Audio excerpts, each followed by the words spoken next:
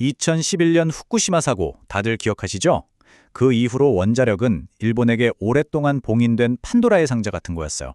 그런데 15년이 지난 지금 일본이 그 상자를 다시 열고 있습니다.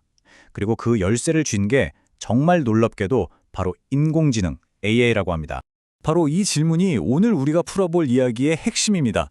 그 끔찍했던 재난의 기억이 아직도 생생한데 일본은 대체 왜 세계 최대 규모인 가시와자키 카리와 원전의 재가동 버튼을 누른 걸까요? 이 거대한 결정 뒤에는 과연 어떤 계산이 숨어 있는 걸까요? 그 답은 좀 의외의 한 단어, 인공지능에 있습니다. 네, 우리가 생각하는 바로 그 AI가 맞습니다.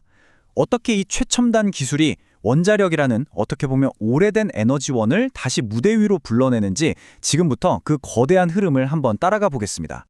자, 그럼 본격적으로 한번 들어가 보죠. 첫 번째 파트는 바로 경제 논리입니다.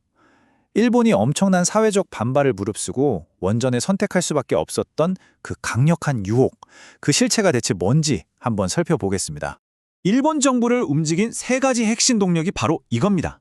첫째, AI랑 반도체 산업이 전기를 어마어마하게 잡아먹기 시작했다는 거. 둘째, 화석연료 수입하느라 생기는 막대한 무역 적자 문제. 그리고 마지막으로 탄소 중립이라는 현실적인 목표를 달성해야 한다는 거죠. 이 세 가지가 맞물리면서 원전 재가동은 더 이상 선택의 문제가 아니라 필수가 되어버린 겁니다. 이 슬라이드에 있는 숫자 한번 보시죠. 90조 원. 이게 일본이 한 해 동안 LNG 같은 화석연료를 수입하는 데 쓰는 돈입니다. 어마어마하죠. 국가 경제에 엄청난 부담이에요. 일본 정부는 원전을 돌리는 게 이 비용을 획기적으로 줄일 거의 유일한 방법이라고 보고 있는 겁니다. 경제적인 압박이 얼마나 컸는지 정말 실감이 나는 대목이죠. 그리고 바로 여기서 AI가 등장합니다. AI 데이터 센터나 반도체 공장은 잠시라도 멈추면 큰일 나잖아요. 24시간 365일 내내 막대한 양의 전기를 꾸준하게 안정적으로 공급받아야 하거든요. 이걸 전문 용어로 기저부하 전력이라고 하는데요. 사실 바람이 불 때만 또 해가 뜰 때만 발전하는 신재생 에너지로는 이 엄청난 수요를 감당하기가 현실적으로 어렵습니다. 그래서 꾸준하고 안정적인 출력을 자랑하는 원자력이 다시 주목받게 된 거죠. 하지만 이런 경제 논리만으로는 설명할 수 없는 아주 거대한 장벽이 있습니다. 바로 후쿠시마라는 결코 지워지지 않는 상처죠. 경제성장이라는 거대한 흐름과 재난의 공포라는 개인의 기억이 지금 어떻게 충돌하고 있는지 한번 살펴보겠습니다. 이 한마디가 모든 걸 말해주는 것 같습니다. 오가이야 야코 씨는 후쿠시마 원전 사고를 피해서 니가타현으로 이주한 분이에요. 그런데 정말 아이러니하게도 그녀가 피난 온 바로 그곳에서 세계 최대 원전이 다시 돌아가게 된 겁니다. 이분에겐 이게 그냥 정책 결정이 아니라 매일매일 공포 속에서 살아야 했던 그 삶이 다시 시작되는 걸 의미하는 거죠. 그리고 이런 불안감은 오가 씨 개인만의 이야기가 아닙니다. 이 차트를 보시면 원전이 있는 니가타현 주민의 약 70%가 재가동에 대해서 불안감을 느끼고 있다고 답했어요.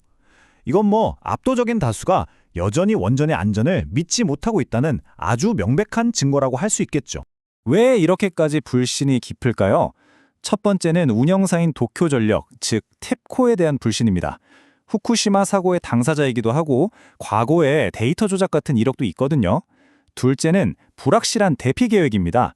특히 올해 초에 있었던 노토반도 지진 때 보셨겠지만 지진이나 폭설 같은 자연재해가 닥쳤을 때 과연 우리가 안전하게 대피할 수 있느냐, 이 근본적인 질문이 전혀 해결되지 않았다는 겁니다.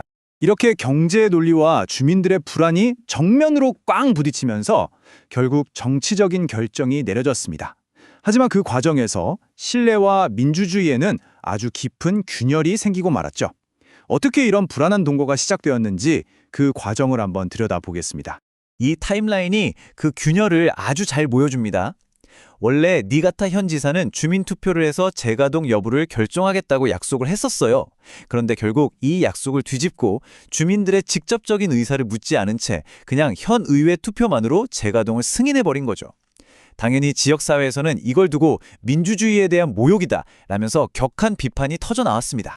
이 표를 보면 상황이 얼마나 복잡한지 한눈에 들어오죠. 일본 정부랑 산업계는 국가 경쟁력을 위해서 원전이 꼭 필요하다고 말하고요. 운영사인 도쿄전력은 회사가 살아남으려면 재가동해야 한다고 하죠. 하지만 그 아래에는 안전을 걱정하는 지역 주민들의 목소리가 있습니다. 각자의 입장이 정말 팽팽하게 맞서고 있는 겁니다. 자, 이제 마지막 파트입니다. 일본은 결국 성장을 선택했습니다. 이건 국가의 미래를 건 아주 거대한 도박이라고 할 수 있는데요. 이 도박이 앞으로 일본 사례와 에너지 시장에 어떤 영향을 미치게 될까요? 이번 가시와자키 카리와 유코기 재가동은 시작에 불과합니다. 이 로드맵을 보시면 아시겠지만 이걸 신호탄으로 해서 다른 원전들의 재가동, 또 기존 원전의 수명 연장이 아마 급물살을 타게 될 겁니다.